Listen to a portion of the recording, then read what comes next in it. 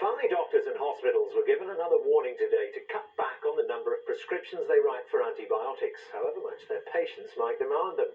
Government health experts said 15 million such prescriptions a year don't do any good and actually encourage the rise of drug-resistant superbugs. Our health correspondent Helen Wright reports. Controlling the prescribing of antibiotics by all GPs is seen as a first step in controlling the further spread of bacteria resistant to their effects.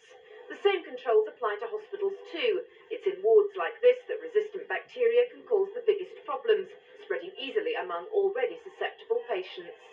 We need to educate doctors and medical students very carefully on the side effects of antibiotics, on the development of resistance, and help them to learn to identify those patients where infection is a problem and to use the antibiotics most appropriately and for as short a term as possible. Some doctors say with the rise of superbugs, we're paying the price of over-prescribing antibiotics in the past. In England alone, prescriptions for antibiotics have grown by almost 20% in 10 years. In 1980, there were just 33 million. By 1990, it had grown to nearly 40 million, and last year it was more than 46 million. An estimated 15 million of those prescriptions last year may have been inappropriate. To try to prevent more bugs becoming resistant to antibiotics, today's advice to doctors is don't prescribe antibiotics for simple coughs and colds or for viral sore throats. Target prescriptions for cystitis in women to a 3-day course and limit prescriptions over the telephone to exceptional cases. Antibiotics are designed to work by targeting particular parts of a bacterium, but bacteria can change their biochemical structure to create a block against the antibiotic and so become resistant to its effects. Scientists are now working on new drugs to try and beat the bacteria. The challenge is now to discover new antibiotics with new modes of action, which will require considerable outlay of expenditure in terms of research and development. But a key must be to design antibiotics that minimize the potential for future resistance problems.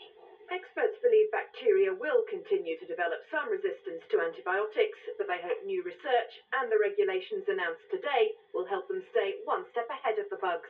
Helen Wright, News at 10.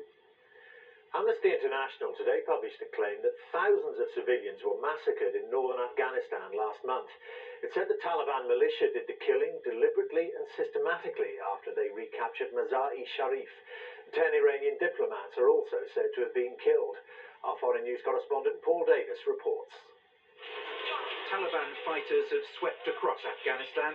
They now control 90% of the country. But the purist Islamic militia suffered heavy losses before finally capturing the strategic northern town of Mazar-e-Sharif. Amnesty International says it has reliable information that the Taliban extracted a terrible revenge.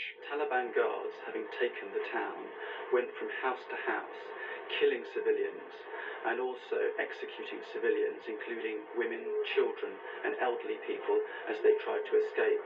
And we believe that the total of people killed runs into the thousands. The Taliban deny this, but the group's hardline Islamic followers are being accused of waging a campaign of genocide. The representative of the ousted Afghan government in London says the slaughter of minority groups is a Taliban strategy. A sort of ethnic cleansing. And they have come to the north of Afghanistan just for this reason, to start ethnic cleansing in the north of Afghanistan. So as we see it, they have been doing it. Alleged Taliban atrocities have heightened tension with Afghanistan's neighbours. Iranian television has been showing pictures of thousands of its troops engaged in manoeuvres along its border with Afghanistan. Iran believes 11 of its diplomats missing since the fall of Mazar-e-Sharif have been murdered. Paul Davis, News at 10. The bodies of a young mother and her 2 children were found in a fume-filled car tonight. It was parked in Woodland near Henley-on-Thames, with Mary-Ann Flitcroft, her 8-year-old daughter Hannah Marie, and 5-year-old son Michael inside.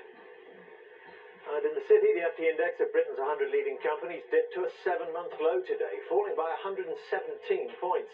It means gains made in Wednesday's rally were wiped out. Wall Street's Dow Jones index has just closed down 100 points. The Liberal Democrat leader Paddy Ashton published a policy paper today which he said radically repositioned his party's agenda. He said one of its aims will be to make citizens powerful. Mr Ashdown, who's been keen enough to work with the Labour government, today criticised what he called its smell of authoritarianism. Here's our political editor, Michael Brunson. Today's policy launch here at Liberal Democrat headquarters sought to answer the eternal questions. Where are the Liberal Democrats going? Where should they go? Living as they do, with more MPs of their own than ever before, but under the continuing shadow of Labour's massive majority. So, with Welsh and Scottish Assembly and European elections ahead, Paddy Ashdown said the party shouldn't veer off to the left of Labour, but should stay ahead of everybody's game with new radical ideas based on the active involvement of what he called the powerful citizen. So, for example, neighbourhood schools trusts, in effect citizens' committees, could run schools.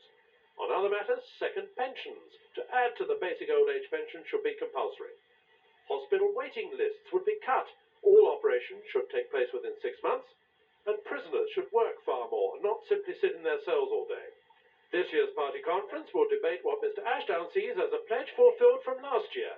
You may remember in my party speech last year, those of you who are that attentive, that I said I wanted the party to move out in front, to become at the cutting edge of British politics, to be the pathfinders again of ideas. And that choice will be very starkly and clearly presented to the conference in this document. So, all pie in the sky? No, say the Liberal Democrats, because this is a programme for government. But even outside government, they say that the ideas they have here and the ideas they've had in the past have always influenced the way Britain is run. Michael Brunson, News at 10 at Liberal Democrat headquarters.